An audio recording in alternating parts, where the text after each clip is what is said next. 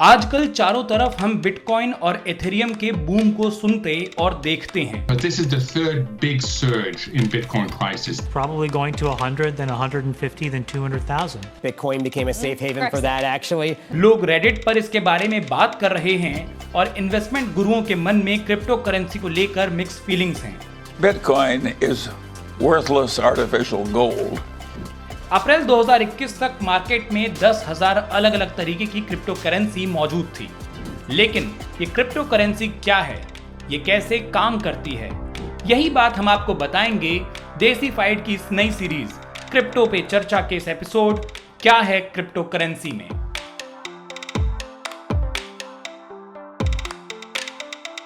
चंद second में अपने mobile या फिर डिजिटली कुछ रुपयों से लेकर करोड़ों रुपयों का ट्रांजैक्शन हम बड़ी आसानी से कर लेते हैं।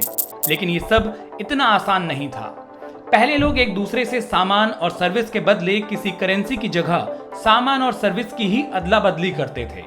इस एक्सचेंज को बार्टर सिस्टम कहा जाता था। बाद में ये सिस्टम बदल गया और बैंक आ गए। बैंक यानी वो जगह जहां से आप पैसे उधार ले सकते हैं और एक तय वक्त में इंटरेस्ट के साथ उसे वापस कर सकते हैं। बाद में बैंकों ने दुनिया भर में पैसों को लेना और भेजना शुरू कर दिया।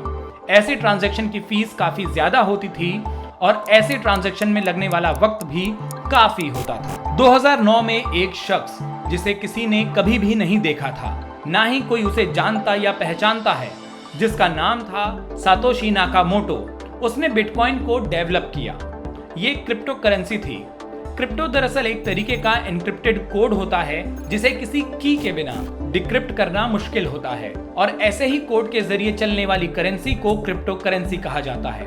क्रिप्टोस ये ग्रीक भाषा से लिया शब्द है जिसका मतलब होता है छिपा या गुप्त। बिटकॉइन को एक जगह से दूसरी जगह तक बिना किसी मीडिएटर के भेजा जा सकता था। बैंक के मुकाबले बिटकॉइन का ट्रांजैक्शन सस्ता था और क्योंकि दुनिया भर में इसकी एक ही वैल्यू थी तो इसका लेन देन लोगों के बीच तेजी और आसानी से फैलने लगा। I think this thing is $100,000 a coin probably in the next 3 to 4 years, and I think it is in the next 20 years $1 million a coin.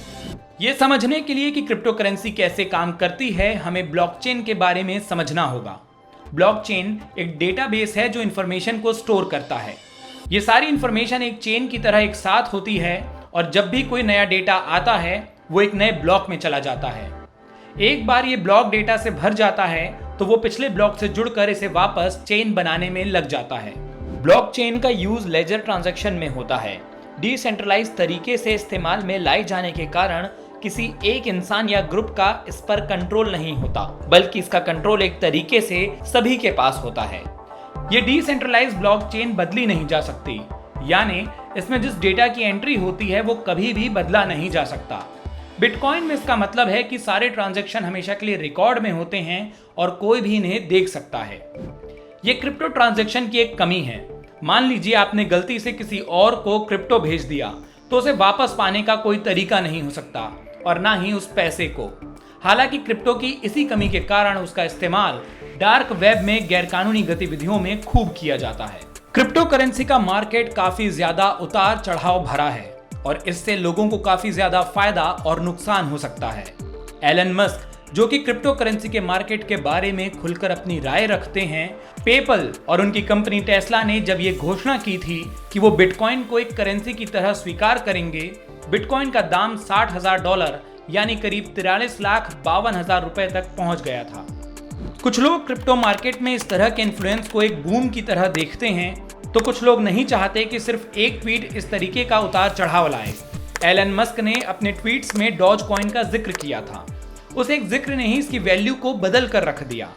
2 अप्रैल को एलन मस्क ने डॉज कॉइन का जिक्र किया था, एक ऐसी क्रिप्टो करेंसी का जो कि एक मीम से बनी थी। डॉज कॉइन ने 0.19 रुपए से ट्रेड करना शुरू किया था।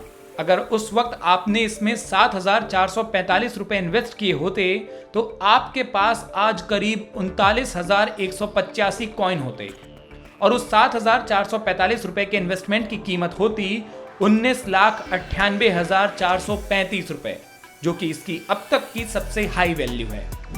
पिछले कुछ सालों में क्रिप्टो करेंसी की लोकप्रियता में खूब उछाल आया है, लेकिन इसके बावजूद कई इन्वेस्टर क्रिप्टो के भविष्य को लेकर आशंकित हैं। I thought that Bitcoin and going to be a currency in the sense that something to transact with. It proved to be too volatile and it turned into a speculative tool. It's incompatible with the original aim to replace the dollar. You don't replace a currency with something that's so volatile that you can't really commit to a transaction in it. आज भारतीयों ने crypto market में 15,000 करोड़ रुपए का invest किया है। नए investors की बात करें तो महिलाएं पुरुषों को कड़ी टक्कर दे रही हैं। पिछले एक साल में भारतीय क्रिप्टो मार्केट में नई महिला इन्वेस्टर्स की संख्या 1400% बढ़ी है, जो कि नए पुरुष इन्वेस्टर्स के करीब करीब बराबर है। स्टॉक मार्केट से अलग क्रिप्टो करेंसी का मार्केट काफी ज्यादा उतार चढ़ाव भरा है, लेकिन अगर आप इसमें प्रवेश कर लेते हैं और समझने लगते हैं कि ये कैसे काम करता है, तो फिर ये आपके लिए किस्मत का दरवाजा भी खोल सकता है। ये मार्केट कितना बड़ा है उसे समझने के लिए बस इतना जान लीजिए कि इस वीडियो के खत्म होने तक क्रिप्टो के मार्केट में $1 बिलियन के ट्रांजैक्शन हो चुके हैं। और जब आप ये जान ही चुके हैं कि क्रिप्टो मार्केट कितना बड़ा है, तो ये भी जानना जरूरी है कि इसमें करेंसी के तौर पर इस्तेमाल होने वाला बिटकॉइन क्या है। बिटकॉइन के बारे में हम आपको सब कुछ बताएंगे देसी फाइट की सीरीज के अगले एपिसोड में।